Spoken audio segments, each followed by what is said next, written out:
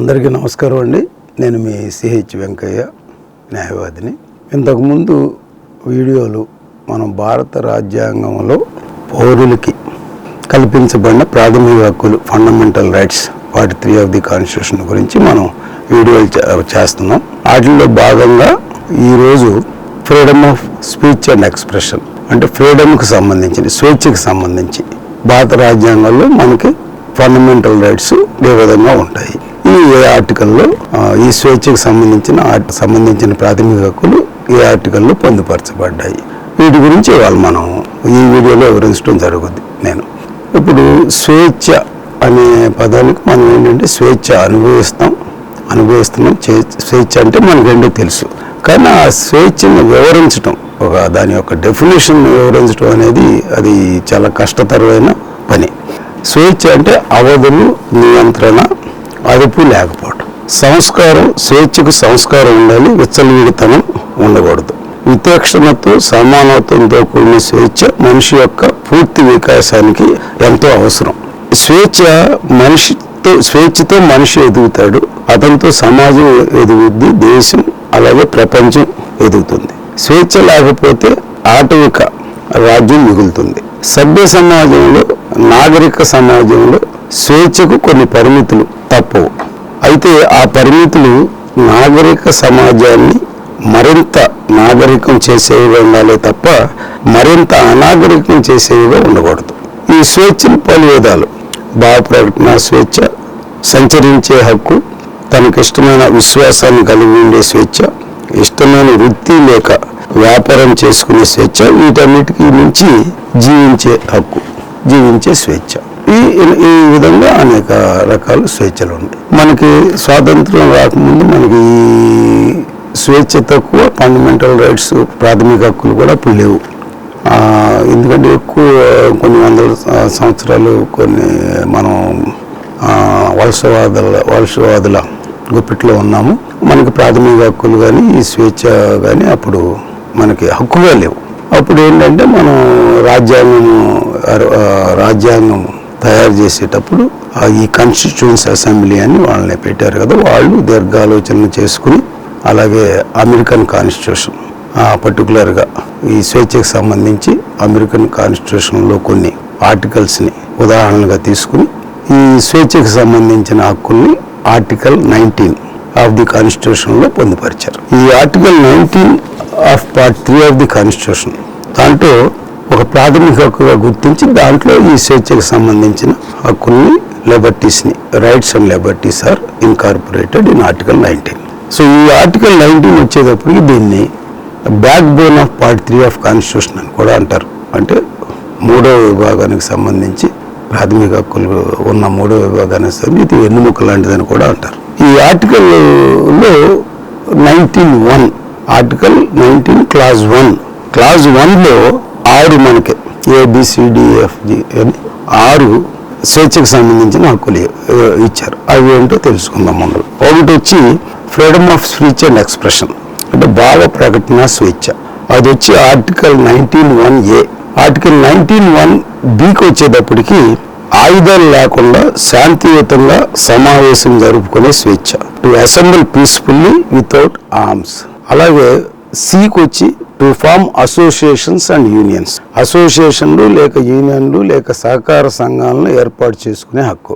అలాగే డి వచ్చి 19 clause 1D వచ్చి భారతదేశం అంతటా స్వేచ్ఛగా సంచరించే హక్కు, అంటే to move freely through out the territory of the India. ఈ వచ్చి to reside and settle in any part of territory of India, భారత భూభాగంలో ఏ ప్రాంతంలో అయినా సరే నివసించే హక్కు. అలాగే ఎఫ్ వచ్చేటప్పటికి ఆస్తికి సంబంధించిన అది, కానీ స్వేచ్ఛ, కానీ అది 1978లో 44వ రాజ్యాంగ సవరణ దీన్ని తీసేశారు, తొలగించారు. అంటే ఆస్తి హక్కు ప్రాథమిక హక్కుల నుంచి తీసేశారు. ఇప్పుడు జీ వస్తే to practise any profession, carry on any occupation are trade or business, అంటే ఏ విధమైన వృత్తి వ్యాపారం చేసుకునే హక్కు. ఈ 6 హక్కులు మనకు ఆర్టికల్ 19(1)ABCDFGలో ఉన్నాయి. ఎఫ్ వచ్చి ఈ ఆస్తికి సంబంధించింది తొలగించారని నేను చెప్పాను కదా. ఇకపోతే 6 హక్కులు ఉన్నాయన్నమాట ఈ స్వేచ్ఛకి సంబంధించి. సో ఇప్పుడు ఈ డీటెయిల్డ్గా ఈ హక్కుల్ని డీటెయిల్డ్గా మనం చెప్పుకోవాలంటే ఇప్పుడు freedom of speech and expression. ఈ ఫ్రీడమ్ ఆఫ్ స్పీచ్ అండ్ ఎక్స్ప్రెషన్లో మనకేంటంటే దీంట్లో 3 విధాలుగా దీన్ని చూడవచ్చు మనం. ఏంటవి అంటే మనకి ఏదన్నా సమాచారం తెలుసుకునే హక్కు, అలాగే మనం వేరే వాళ్ళకి ఏదన్నా సమాచారం ఇచ్చే హక్కు, అలాగే కొన్ని విషయాలు రహస్యంగా ఉంచుకునే హక్కు. ఈ 3 దీంట్లో ఉంటాయి. ఇది కాకుండా కూడా దీంట్లోనే ఫ్రీడమ్ ఆఫ్ ప్రెస్ అనేది కూడా దీంట్లోనే ఉందనేది మనకి అర్థమవుతుంది. ప్లస్ మన ఉన్నతమైన న్యాయస్థానాలు కూడా ఈ ఫ్రీడమ్ ఆఫ్ ప్రెస్ అనేది దీంట్లోనే కవర్ అవుతుందని కూడా మనకి సూత్రీకరించారు. ఇక ఈ భావ ప్రకటన స్వేచ్ఛ వచ్చేటప్పటికి ఈ భావ ప్రకటన స్వేచ్ఛకి కొన్ని హేతుబద్ధమైన ఆంక్షలు, పరిమితులు విధించే హక్కు ప్రభుత్వం దగ్గర ఎప్పుడూ ఉంటుంది. ఎందుకంటే ఇందాక మనం అనుకున్నాం కదా, కొన్ని హద్దులు ఉండవలసిందేనని చెప్పి. ఈ హేతుబద్ధమైన వాటి దేనికోసం? భారతదేశ సార్వభౌమాధికార సమగ్రతల పరిరక్షణ దృష్ట్యా, భారతదేశ భద్రత దృష్ట్యా, విదేశాలతో సంబంధాల దృష్ట్యా కానీ, నైతిక విలువలు, సభ్యత, కోర్టు ధిక్కారం, పరువు నష్టం ఇలాంటి నేరాలు చేయటానికి ప్రోత్సహించే వాటిని నియంత్రించే లక్ష్యంతో ప్రభుత్వానికి ఎప్పుడు కూడా కొన్ని చట్టాలని ఉన్న చట్టాలని పరిరక్షించుకొని కొత్త చట్టాలని తయారు చేసే హక్కు కూడా ప్రభుత్వం ఎప్పుడు ఉంచుతుంది. ఎందుకంటే ఈ విధమైన హేతుబద్ధమైన ఆంక్షలు ఈ ప్రజాస్వామ్యంలో అవసరం. హేతుబద్ధమైన ఆంక్షలు అంటే ఏంటి? ఇక్కడ హేతుబద్ధమైన ఆంక్షలు అంటే మీకు ఇది ఉదాహరణలతో చెప్తే బాగా అర్థమవుతుంది. సపోజ్ ఒక వ్యక్తి దగ్గర, ఒక పౌరుని దగ్గర ఒక కారు ఉంది. ఇది పౌరులకు మాత్రమే ఈ హక్కులు. ఒక పౌరుని దగ్గర కారు ఉంది. కారు అతను ఉంది కదా అని చెప్పేసి అతను ఇష్టం వచ్చినంత స్పీడ్, సూపర్ సానిక్ స్పీడ్లో, హై స్పీడ్లో వెళ్తాం కుదురుద్దా?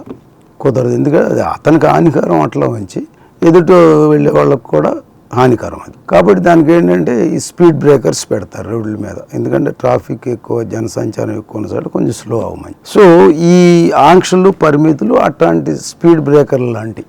సో ఇది ప్రజోపయోగం, పబ్లిక్ ఇంట్రెస్ట్తో పెట్టినాయి అన్నమాట.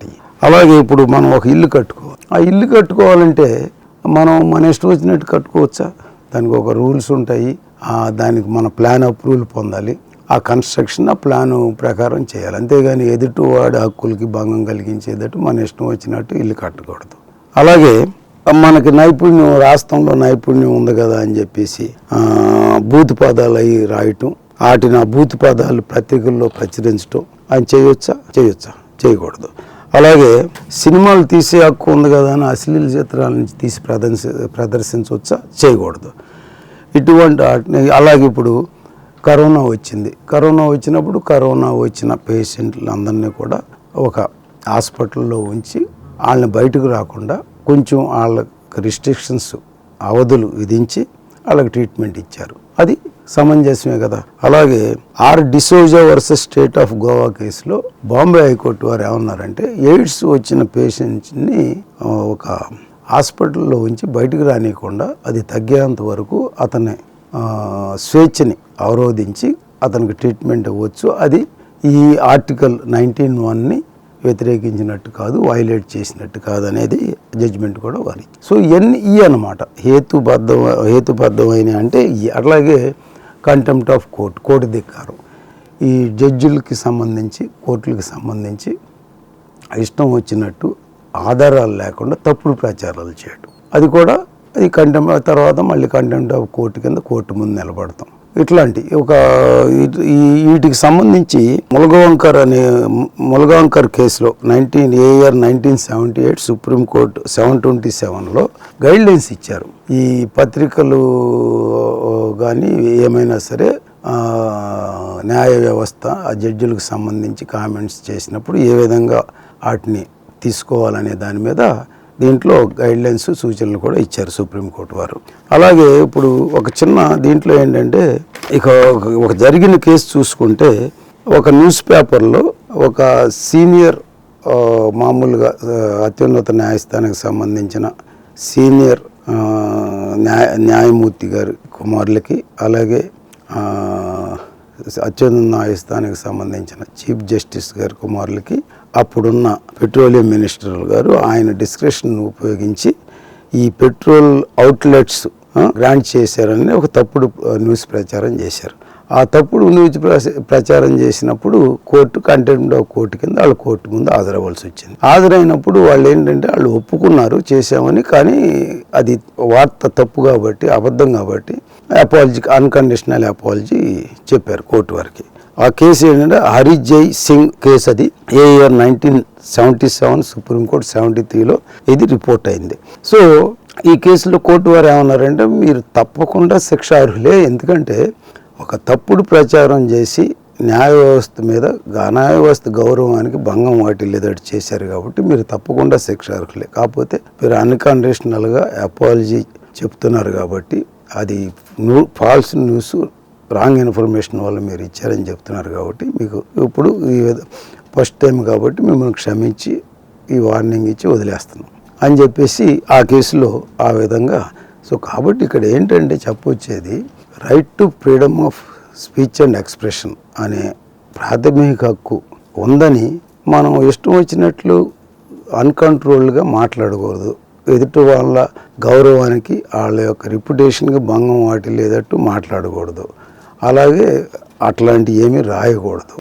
వీటిని ఏంటంటే మనం ఈ ప్రజాస్వామ్యంలో దీన్ని మనం స్వేచ్ఛగా ఉండటంలో తప్పు లేదు, ఎదుటి వాళ్ళని కూడా స్వేచ్ఛగా ఉండేవాలి. అంతేగాని మన right to freedom of speech and expression అనే హక్కు ఎదుటివాడి హక్కుని భంగం వాటిల్లకుండా ఇది సమన్వయం చేసుకుని మనం దాన్ని అనుసరించాలి అనేది దీని యొక్క ఇది.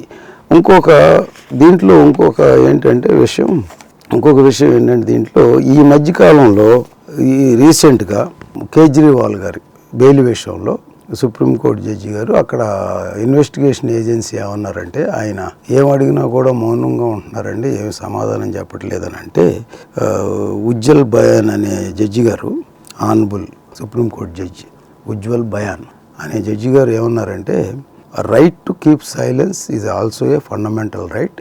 కాబట్టి ఆయన మౌనంగా ఉన్నంత మాత్రాన అతను తప్పు చేసినట్టు కాదు. Is not guilty, you cannot think that is a guilty, and also you can't have adverse influence that ఈ కమిటెడ్ ఎ క్రైమ్ అని చెప్పాను. సో ఈ right to maintain silence A article కింద ఉంటుంది అనేది ఇది కూడా ఒక ఇంపార్టెంట్ విషయం.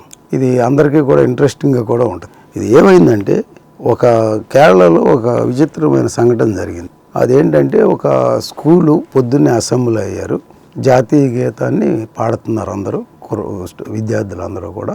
ఒక 4 కుర్రోళ్ళు వచ్చి జాతీయ గీతాన్ని ఆలపించకుండా మౌనంగా ఉండిపోయారు. కానీ వాళ్ళు మిగతా వాళ్ళకి మళ్ళీ అటెన్షన్లో నుంచున్నారు కానీ జాతీయ గీతాన్ని ఆలపించట్లేదు, జనగణమన ఆలపించట్లేదు. అప్పుడు ఆ స్కూల్ ప్రిన్సిపాల్ చూసి వాళ్ళ 4 క్వశ్చన్ చేసి పై అధికారులు, స్కూల్ ఇన్స్పెక్టర్ దృష్టికి అక్కడ తీసుకెళ్తే, వాళ్ళు అల్టిమేట్గా ఏం చేశారంటే, వాళ్ళ 4 జాతీయ గీతం మీరు ఆలపించలేదు కాబట్టి మీరు నేషనల్ దీనికి ఎగెయిన్స్ట్గా మీరు నేషనల్ ఆనర్స్ యాక్ట్కి అగౌరవపరిచారు కాబట్టి దాని కింద మీరు శిక్షార్హులు కాబట్టి మిమ్మల్ని సస్పెండ్ చేస్తున్నాం అని చెప్పేసి ఆ 4 విద్యార్థుల్ని సస్పెండ్ చేస్తే ఆ విద్యార్థుల్లో పేరెంట్స్ ఎవరో ఒకళ్ళు రిప్రజెంటేషన్ ఇచ్చారు గవర్నమెంట్కి. ఇది విద్యార్థులు ఏమీ డిజానర్ చేయలేదు, వాళ్ళు అటెన్షన్లో నుంచునే ఉన్నారు గౌరవ సూచకంగా, కాబట్టి వాళ్ళని సస్పెండ్ చేయొచ్చు, వాళ్ళని కంటిన్యూ చేయండి అని రిప్రజెంటేషన్ ఇచ్చారు ఆ విద్యా సంస్థ. అవి వాళ్ళు కన్సిడర్ చేయాలి. అప్పుడు మన ఏలూరులో స్వీట్స్ సందడి, ఎన్నో స్వీట్ షాపులు వచ్చాయి. అందరి నోరూరించేలా రకరకాల స్వీట్స్ సరికొత్తగా నాణ్యతా ప్రమాణాలతో అతి తక్కువ ధరలకి మనకి ఇష్టమైన స్వీట్లు సరికొత్త రుచులతో అందిస్తున్న మన రెడ్డి స్వీట్స్ అండ్ బేకరీ. సామాన్యుడికి స్వీట్స్ తినే అవకాశం మన రెడ్డి స్వీట్స్ లోనే. ఇక విజయవాడకు వెళ్ళనవసరం లేదు. సారికి కావలసిన అరిసెలు, కజ్జికాయలు, గోరిమేటీలు, సున్నుండలు, బొబ్బట్లు, పూతరేకులు, చిలకలు, చలివిడి అతి తక్కువ రేట్లు మన రెడ్డి స్వీట్స్ లోనే లభించును. షుగర్ ఫ్రీ స్వీట్లు కూడా మన రెడ్డి స్వీట్స్ లోనే అందుబాటులో ఉన్నాయి.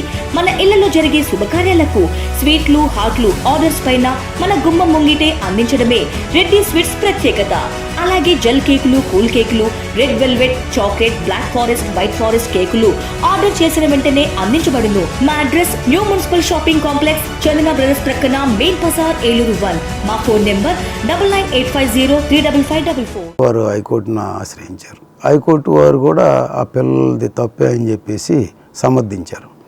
వాళ్ళు తప్పే అని చెప్పి ఎడ్యుకేషన్ ఇన్స్టిట్యూషన్ సమర్థించారు. అప్పుడు అది సుప్రీంకోర్టు వరకు వచ్చింది. ఆ సుప్రీంకోర్టులో Bijoe Emmanuel versus state of Kerala case ఇది. Reported in year 1987, Supreme Court, page 748. So ఈ బిజో ఇమాన్యుయల్ కేసులో ఏమైంది, సుప్రీంకోర్టు వారు ఏమన్నారంటే, వాళ్ళు అసెంబ్లీ అయ్యి జాతీయ గీతం ఆలపించేటప్పుడు వాళ్ళు అటెన్షన్లో నుంచున్నారు గౌరవ సూచకంగా. అలాగే వీళ్ళు జైహోవా తెగకు సంబంధించిన విద్యార్థులు. ఈ జైహోవా తెగకు సంబంధించిన విద్యార్థులు ఏంటంటే వాళ్ళు నమ్మిన దేవుణ్ణి వాళ్ళు కళ్ళు మూసుకుని వాళ్ళు స్మరిస్తూ ఉంటారు. అది వాళ్ళ ప్రాక్టీస్. కాబట్టి వాళ్ళు మిగతా కుర్రోళ్ళతో పాటు మిగతా విద్యార్థులతో పాటు అటెన్షన్లో నుంచుని ఉన్నారు, గౌరవ సూచకంగా నిలబడ్డారు, కళ్ళు మూసుకున్నారు. కాకపోతే జాతీయ గీతం ఆలపించలేదు.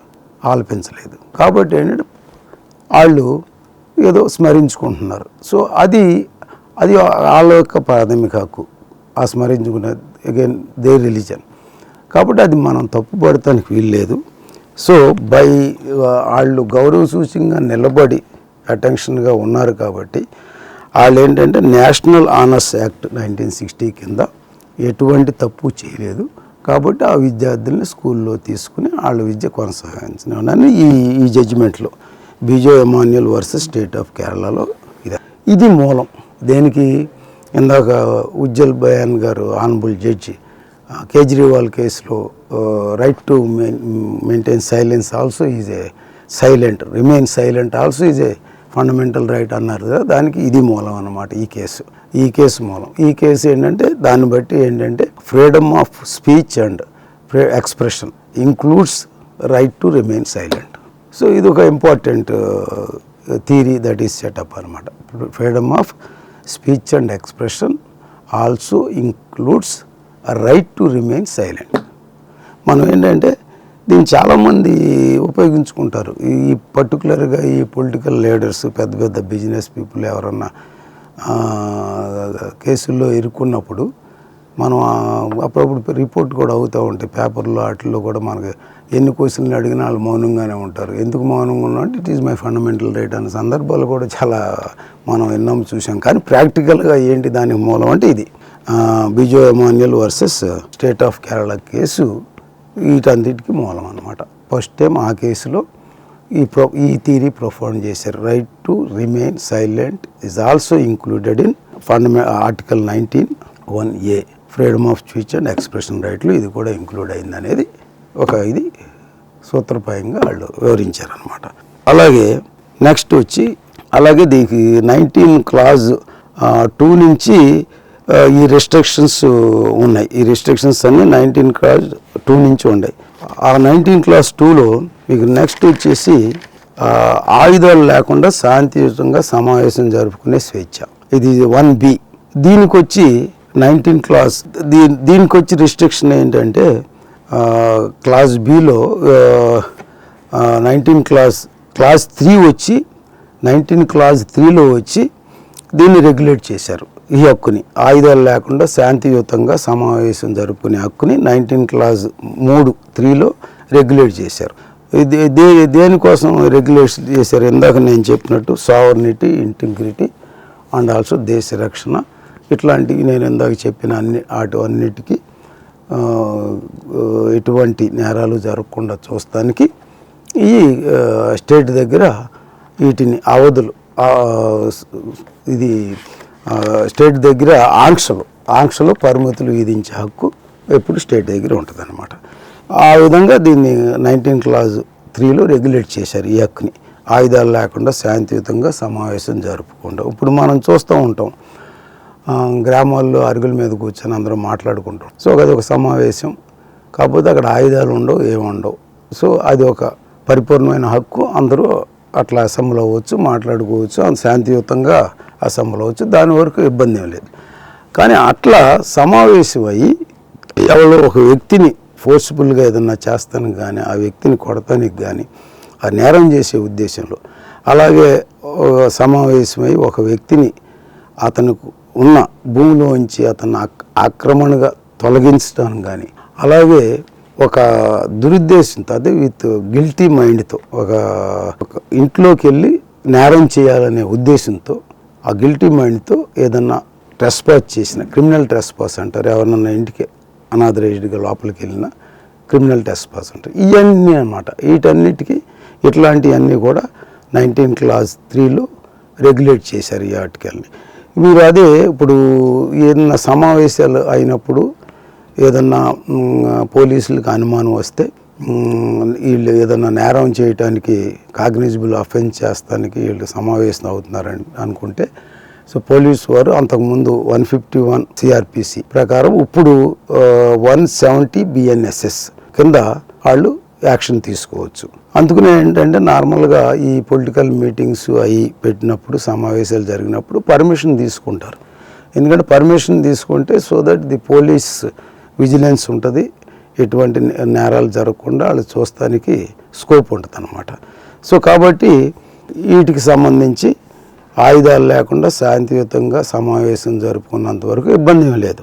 కానీ ఈ విధమైన నేరాలకు పాల్పడటానికి మటుకు కుదరదు. అవి ఆంక్షలు విధించవచ్చు కూడా. దానికి సంబంధించిన చట్టాలు ఉన్నాయి, సెక్షన్లు కూడా ఉన్నాయి. దాని ప్రకారం మామూలుగా కేసులు కూడా పెట్టచ్చు. అచ్చా, నెక్స్ట్ వచ్చి 19 Clause 1C వచ్చేటప్పటికి ఫ్రీడమ్ ఆఫ్ అసోసియేషన్. ఈ ఫ్రీడమ్ ఆఫ్ అసోసియేషన్కి సంబంధించి 19 Clause 4లో వీటిని రెగ్యులేట్ చేశారు. లైక్ స్ట్రైక్స్, బంద్లు, ఇవన్నీ కూడా వీటికి ఆంక్షలు ఉన్నాయి. ఎందుకంటే ఎదుటి వ్యక్తికి హక్కులకు భంగం కలిగించేటట్టు ఉంటాయి. ఇప్పుడు సపోజ్ మనం ఒక బంద్ చేసాము, ఎవరన్నా ఇమీడియట్గా ఒక ప్రెగ్నెంట్ లేడీని హాస్పిటల్కి తీసుకెళ్ళాలి. ఆ బంద్ చేసినప్పుడు అది వెళ్ళలేం లేదనుకోండి, అది వేరే వాళ్ళ హక్కులకు భంగం వాటిల్లినట్టే కదా.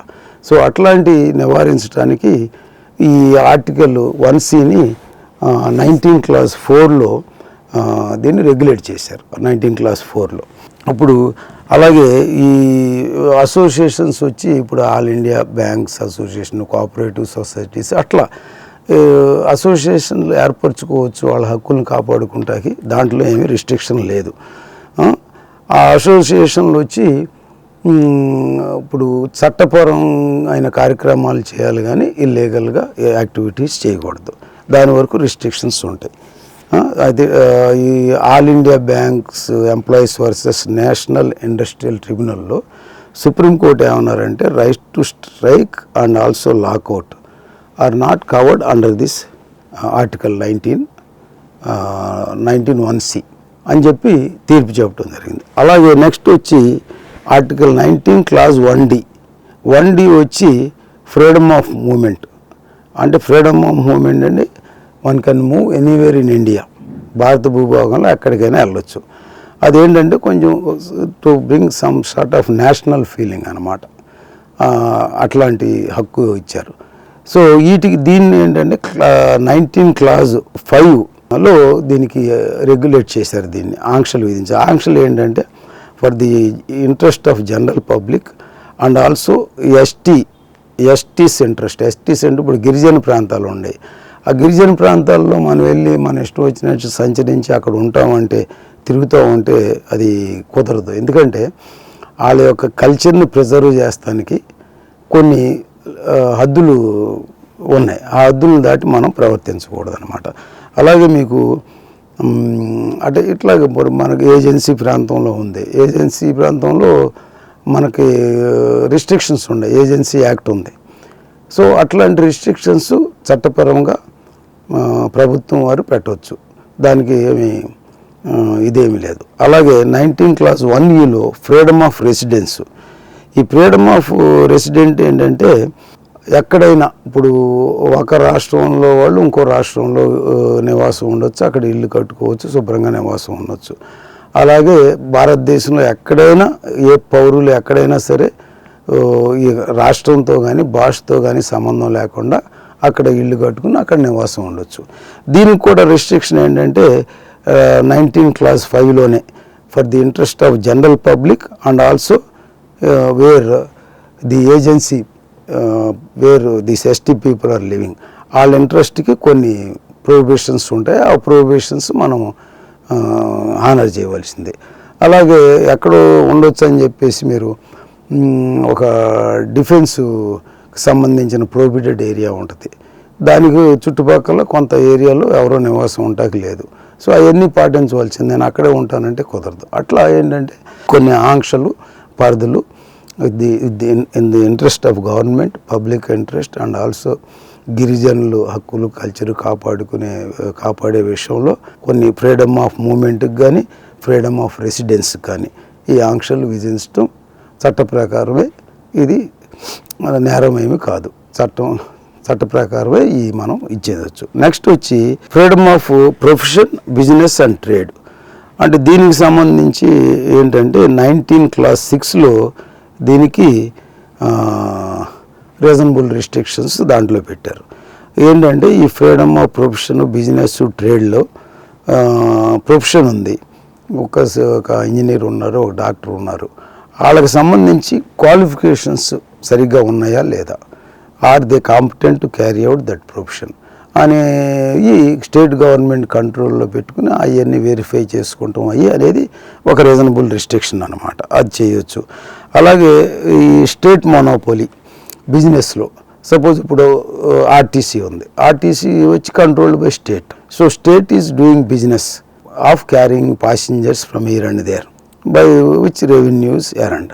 సో ఇప్పుడు ఆ ప్యాసింజర్ రూట్లో సపోజ్ ఏలూరు నుంచి కొన్ని గ్రామాలకు ఉండే, ఆ గ్రామాల్లో ప్రైవేట్ బస్సులను అలో చేయరు. Though it is your right, fundamental right to do business, but subjected to the state restrictions. ఆ ఏరియాలో అంటే స్టేట్ మోనోపోలీ, బిజినెస్ పరంగా స్టేట్ మోనోపోలీని కోర్టులు గుర్తించాయి, రాజ్యాంగంలో గుర్తించాయి. ఇట్ ఈస్ జస్ట్ ప్రభుత్వ గుత్తాధిపత్యాన్ని కోరుకుంటుంది కొన్ని కార్పొరేట్ విషయాల్లో. ఆ గుత్తాధిపత్యాన్ని ప్రభుత్వం కోరుకుంటుంది, అది కోర్టులు కూడా గుర్తించాయి. అది వాటికి మనం ఏం చేయం. అట్లాగే ఈ పెద్ద ఇదంతా గ్లోబలైజేషన్ అయిపోయి పెద్ద కార్పొరేట్ కంపెనీస్ వస్తున్నాయి. దానివల్ల చిన్న బిజినెస్ పీపుల్కి నష్టం వస్తుంది. ఇప్పుడు ప్రచారీ కోర్టులే ఉన్నాయి. ప్రచారీ కోర్టుల్లో మోర్ షాప్ అని వాళ్ళని వీళ్ళని పెద్ద కార్పొరేట్ సంస్థలన్నీ వచ్చేసినాయి. ఆ కార్పొరేట్ సంస్థలు వచ్చేసినాక ఈ చిన్న ప్రచారీ కోర్టుల వాళ్ళకి కొంచెం బిజినెస్ ఎంతైనా నష్టం కలిగినా కూడా మనం ఏమీ చేయలేము. దీంట్లో ఏంటంటే ఈ ఆర్టికల్ కింద మనం ఏమి చేయలేం. ఇట్లా దీన్ని మనం ఈ విధంగా అర్థం చేసుకోవాలి. అలాగే ఇప్పుడు ఈ ఫ్రీడమ్ ఆఫ్ అసోసియేషన్కి సంబంధించి మధుల్ ఎంఐ వర్సెస్ సబ్ డివిజనల్ మేజిస్ట్రేట్ అని ఏఆర్ 1971 సుప్రీంకోర్టులో 24 పేజ్ 2486లో దీని గురించి ఇచ్చారు. అలాగే ఈ బిజినెస్కి సంబంధించి మీకు తెలుసు ఈ మినరల్స్, మైన్స్ అని ఉన్నాయి. అవి వచ్చి ఎవరు పడితే వారు ఎక్కడ పడితే అక్కడ చేస్తాకలేదు. ఈ ఎకాలజీకి సంబంధించినవి. సో వాటికి సంబంధించి కూడా రీజనబుల్ రెస్ట్రిక్షన్లు కోర్టు వారికి మామూలుగా ప్రభుత్వం వారు రీజనబుల్ రెస్ట్రిక్షన్స్ పెట్టి రెగ్యులేట్ చేయొచ్చు. అలాగే ఫ్రీడమ్ ఆఫ్ మూవ్మెంట్కి సంబంధించి అనేక కేసులు ఉన్నాయి. మీకు ఏంటంటే ఒకసారి మనం మేనకా గాంధీ కేసు గుర్తు తెచ్చుకుంటే ఫ్రీడమ్ ఆఫ్ మూవ్మెంట్ గురించి అది చాలా popular case. Course that is regarding passport అయినా కూడా, బట్ ఫ్రీడమ్ ఆఫ్ మూవ్మెంట్కి సంబంధించి ప్రాథమిక హక్కుల్లో ఎంత ప్రాధాన్యత ఇవ్వబడింది అనే దాని గురించి అదొక మంచి తీర్పు అన్నమాట. అలాగే డిఫేమేషన్. ఈ డిఫేమేషన్కి సంబంధించి నేను ఇందాక చెప్పినట్టు freedom of speech and expression fundamental right ఉన్నదని చెప్పేసి మనం ఎవరిని పడితే వాళ్ళని ఎట్లా పడితే అట్లా అగౌరవపరిచేటట్టు మాట్లాడకూడదు. వాళ్ళ పేరు ప్రతిష్టలకు భంగం వాటిల్లేదట్టు మాట్లాడకూడదు, రాయకూడదు, ఎవరికి చెప్పకూడదు, ప్రొపగాండా చేయకూడదు. వాట్సాప్ మెసేజ్లు పెట్టినా ఫార్వర్డ్ చేసినా నేరం అని చెప్పేసి ఇప్పుడు వచ్చేసింది.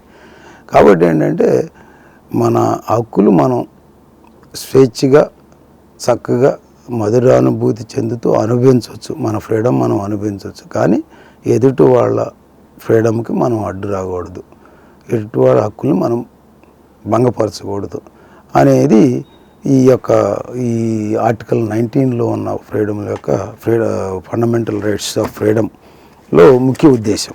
వీటిని మళ్ళీ ఒకసారి రిపీట్ చేస్తాం. ఏంటంటే 19(1) వచ్చేటప్పటికి భావ ప్రకటన స్వేచ్ఛ, freedom of speech and expression. అలాగే 19(1)(b) వచ్చేటప్పటికి ఆయుధాలు లేకుండా శాంతియుతంగా సమావేశం జరుపుకునే స్వేచ్ఛ, right to form association and unions. అలాగే బి వచ్చేటప్పటికి అసెంబుల్ పీస్ఫుల్ ఎనీవేర్. సి వచ్చేటప్పటికి to form associations and unions, అసోసియేషన్లు లేక యూనియన్లు లేక సహకార సంఘాలు. అలాగే డి వచ్చేటప్పటికి భారతదేశం అంతటా సంచరించే హక్కు. అలాగే ఈ వచ్చేటప్పటికి భారత భూభాగంలో ఏ ప్రాంతంలో అయినా నివసించే హక్కు. అలాగే ఎఫ్ వచ్చేటప్పటికి ఆస్తి హక్కు ప్రాథమిక హక్కుగా ఉండేది, అది 78లో 44వ రాజ్యాంగ సవరణ ద్వారా తీసేశారని మీకు ఇందాక చెప్పడం జరిగింది. అలాగే జీ వచ్చేటప్పటికి ఏ విధమైన వృత్తి వ్యాపారం చేసుకునే హక్కు, to practise any profession or carry on any trade occupation business. ఇది అన్నమాట ఈ ఆర్టికల్ 19(1)లో పౌరులకి, ఈ పౌరులకు మాత్రమే వర్తిస్తాయి. పౌరులకు ఇచ్చిన ప్రాథమిక హక్కులు, స్వేచ్ఛకు సంబంధించిన ప్రాథమిక హక్కులు. దీన్ని ఇంకోసారి 19ని backbone of part 3 of constitution అని కూడా అంటారని కూడా మీకు చెప్పడం జరిగింది. కాబట్టి ఈరోజు ఆర్టికల్ 19 దాంట్లో ఉన్న ఈ 6 హక్కుల గురించి, వాటికి ఉన్న లిమిటేషన్స్, వాటికి ఉన్న అవధులు, పరిమితులు ఏమిటి, ఆర్టికల్ 19(2) to 6 వాటిలో ఉన్న అవధులు ఏంటి కూడా ఇవన్నీ కూడా మనం ఈరోజు దాంట్లో వివరించడం జరిగింది.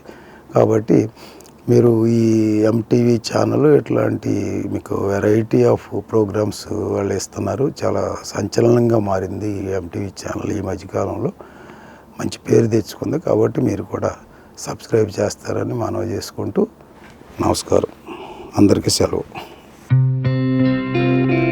గత 20 సంవత్సరాలుగా దంత సమస్యలతో పాటు దవడ మరియు ముఖ సంబంధ సమస్యలకు చక్కని చికిత్సలు అందిస్తున్న శ్రీ రామకృష్ణ దంత వైద్యశాల, నరసింహారావుపేట, ఏలూరు. ఎమర్జెన్సీస్ లో వాడే ఆక్సిజన్ కాన్సంట్రేటర్లతో పాటు air purifier, UV light steriliser, ULV fogger వంటి పరికరాల ద్వారా పరిశుభ్రమైన వాతావరణంలో చికిత్స అందించబడుచున్నది. ఆర్వీజీ ద్వారా అతి తక్కువ రేడియేషన్ ఉపయోగించి దంత వ్యాధి నిర్ధారణ మరియు రూట్ కెనాల్ వైద్యం చేయబడుచున్నది. డెంటల్ లేజర్ ద్వారా కుట్లు లేకుండా సర్జరీలు, ఇంప్లాంట్స్ కిట్స్ ద్వారా పళ్ళు లేని వారికి ఫిక్స్డ్ దంతాలు, రూట్ కెనాల్ చికిత్సలకు ఎండో మోటార్ వంటి ఆధునిక పరికరాలు కలిగిన నమ్మకమైన డెంటల్ క్లినిక్.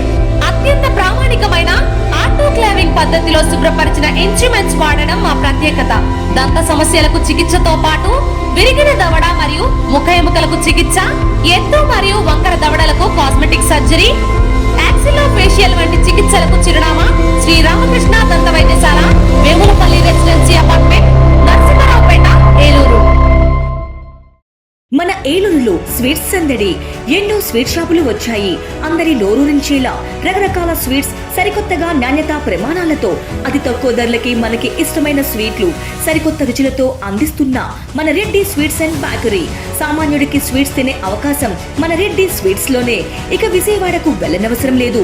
సారికి కావలసిన అరిసెలు, కజ్జికాయలు, గోరిమేటీలు, సున్నుండలు, బొబ్బట్లు, పూతరేకులు, చిలకలు, చలివిడి అతి తక్కువ రేట్లు మన రెడ్డి స్వీట్స్ లోనే లభించును. షుగర్ ఫ్రీ స్వీట్లు కూడా మన రెడ్డి స్వీట్స్ లోనే అందుబాటులో ఉన్నాయి. మన ఇళ్లలో జరిగే శుభకార్యాలకు స్వీట్లు, హాట్లు ఆర్డర్స్ పైన మన గుమ్మం ముంగిటే అందించడమే రెడ్డి స్వీట్స్ ప్రత్యేకత.